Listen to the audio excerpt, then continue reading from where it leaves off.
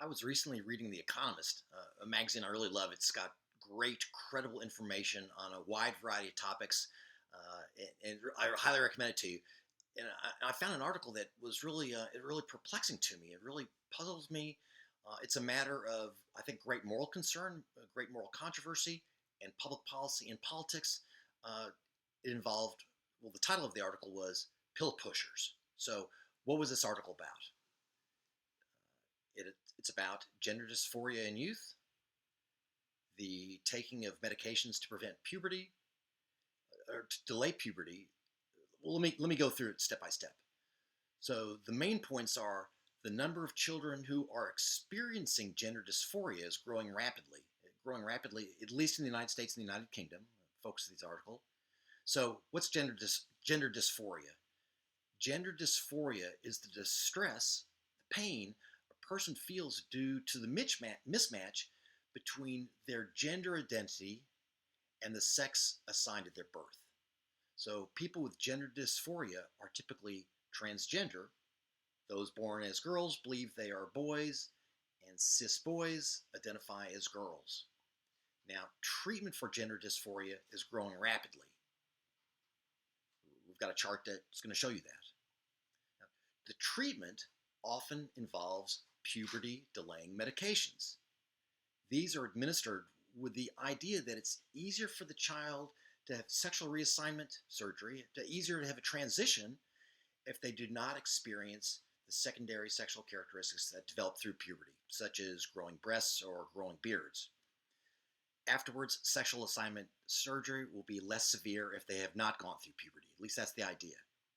However, puberty blocking medications typically leave the child sterile.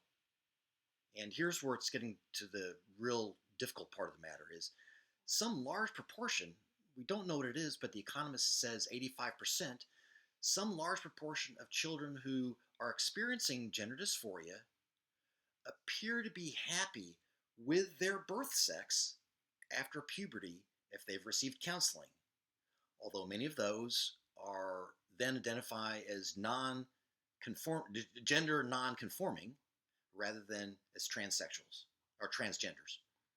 Others are happy after they've had sexual reassignment, and yet another group has gone through reassignment and is unhappy. Okay, so three main categories: those who received counseling and ultimately were happy with their birth sex, those who had sexual reassignment and were pleased with that, and those that went through sexual reassignment and were disappointed, unhappy. Now, the availability of puberty blocking medications has become a hot political issue in some parts of the United States, some parts of the world, especially as part of our culture wars, where conservatives and liberals have very strongly different attitudes and opinions about puberty blocking medications. Some states have tried to ban these treatments.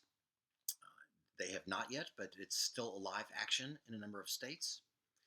So, how should we think about policies regarding puberty blocking medications? The key facts, the key questions that we'll want to ask, and we'll want to ask this about every one of our policy issues, is what are the relevant facts? What are the most important values or moral concerns? What policies should we adopt, and what are the political dimensions of these policies? So, regarding the relevant facts, I gave you some, but there's a lot we don't know. We don't really know how many individuals have experienced gender dysphoria, how many seek treatment, how risky the treatment is, both in the short term and the long term, how risky sexual reassignment surgery is, how many people actually would be satisfied with their birth sex, or how many people would be more satisfied if they had sexual reassignment, and so forth. A lot of things we don't know about those who are seeking these kinds of treatments. I would like to know more about also what are the current policies regarding the availability of these puberty blockers.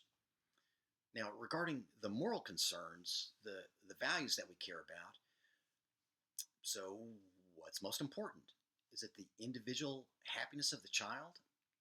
Is it minimizing harm to children, maximizing their autonomy, preserving family harmony or traditional sexual values?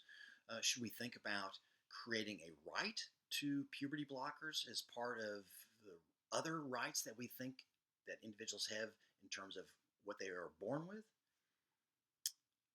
many things, many issues to consider. We also we're also going to need to consider what kind of policies that we should adopt. So we can think of a wide range of these. At one end, we can think of no policy at all.